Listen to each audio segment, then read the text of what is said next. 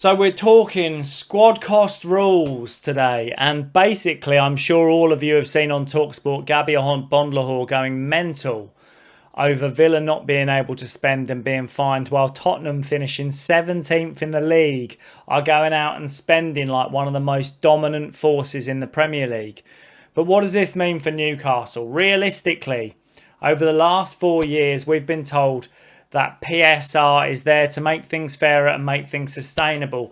And now the new squad cost rules that have come in my opinion, after reading through the rules on the Premier League's website, they don't do that in my opinion. And I've got some stats to back it up, and I'm going to go through it all to show you why I feel that Newcastle and clubs like Villa and Notts Forest and other teams, Brighton, Bournemouth, are all being hamstrung into a point that we will never be able to commercially grow to the size of the established elite.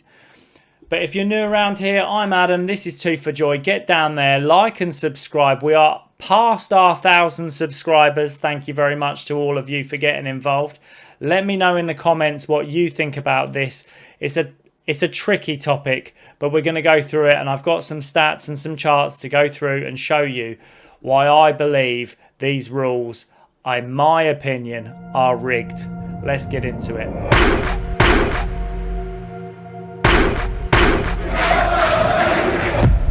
So where we're going to start is Premier League takeovers, and we're going to start with Chelsea. In June 2003, Roman Abramovich bought Chelsea Football Club, taking them to their first Premier League title in 2004-2005, only 2 years from takeover to Premier League champions. Manchester City, the following. September 2008, the Abu Dhabi United group bought Manchester City, taking them to a Premier League title in 2011 to 2012. It took them 4 years from takeover to Premier League champions. And last of all, Leicester City, taken over by the King Power Group in 2010, became title holders in 2015 to 2016. It took them 6 years from takeover to become title champions of the Premier League. Now, 3 modern day Premier League clubs were able to go from takeover to Premier League champions in between 2 and 6 years. Newcastle are now trying to compete under a completely different financial system where rapid owner-funded growth is far more restricted. And where I want to go with this is you now have to head to the commercial growth side in order to grow your football club. And the commercial growth reported in the last 3 financial years, this is where I've gone for, to try and make it a fair playing field. And I'm comparing us to the current title champions, Arsenal. So Newcastle, 3 years ago, our started commercial revenue after 1 year of our ownership was £43.9 million. Now, in the 24-25 season, Newcastle had grown that revenue to £120.2 million, with an increase of 76.3 million, a growth of 174%. Colossal growth for Newcastle.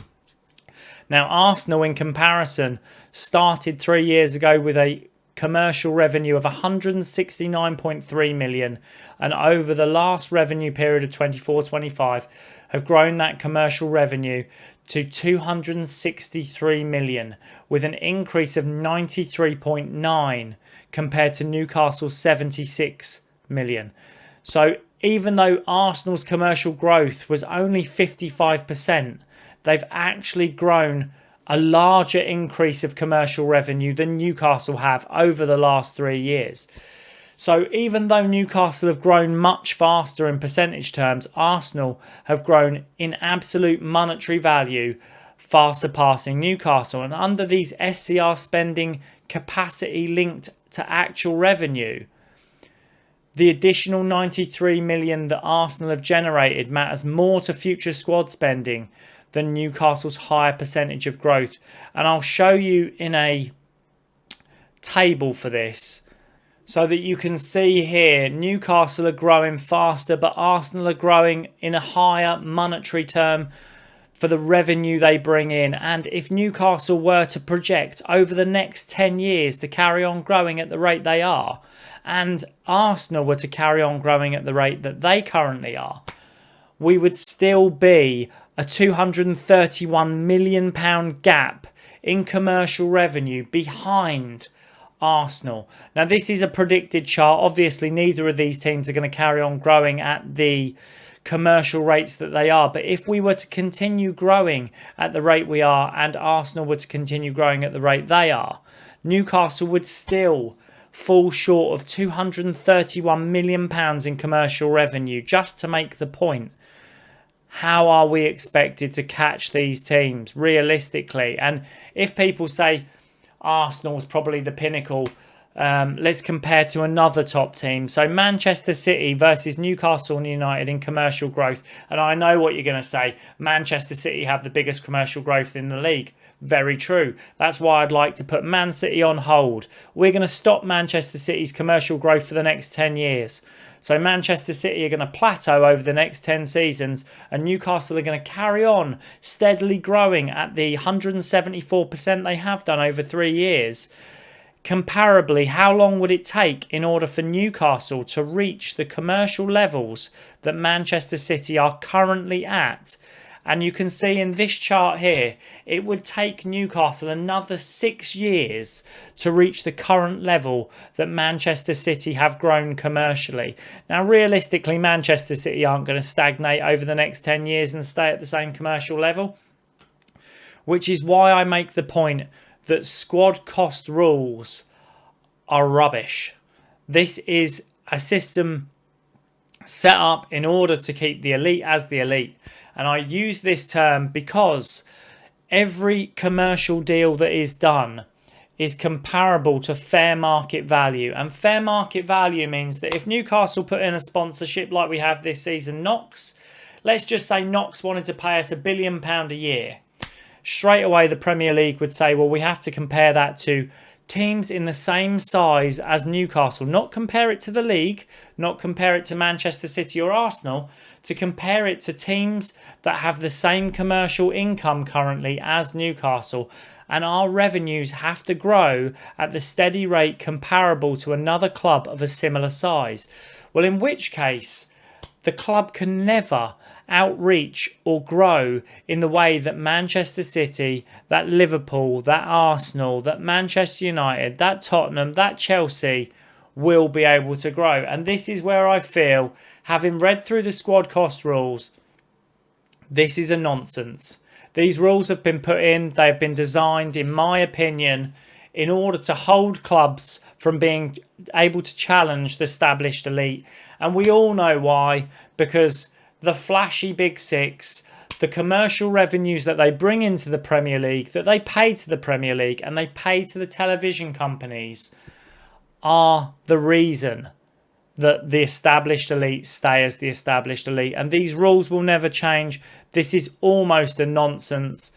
It means that these clubs, short of a freak Premier League season, will never be able to compete at the levels of the established elite. And the reason I want to bring this topic up is because 3 clubs this year have been found in breach of financial rules by UEFA. And those 3 clubs are Aston Villa, Newcastle and Chelsea.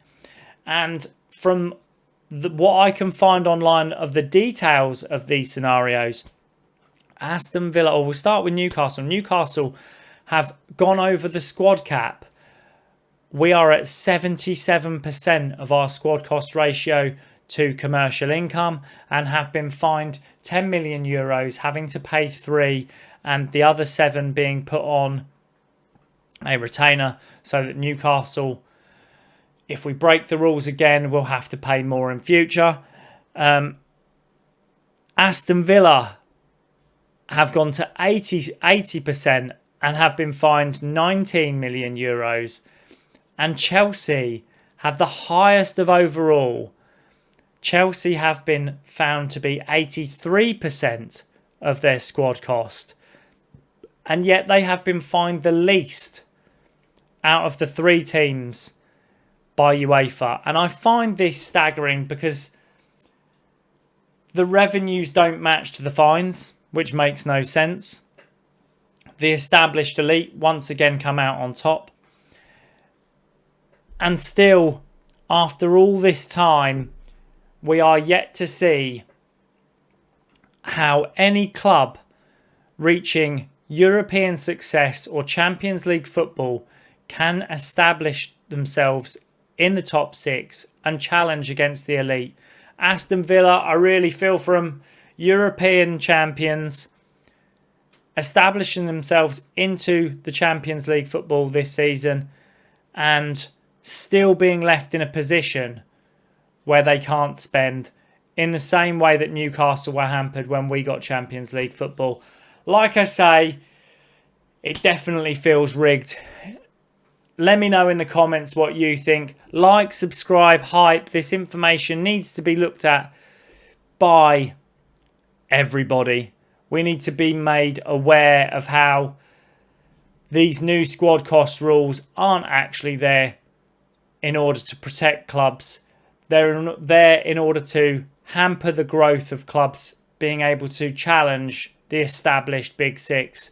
Let me know in the comments. Like, subscribe, hype, do all the good things. And hopefully, guys, I will see you in the next one.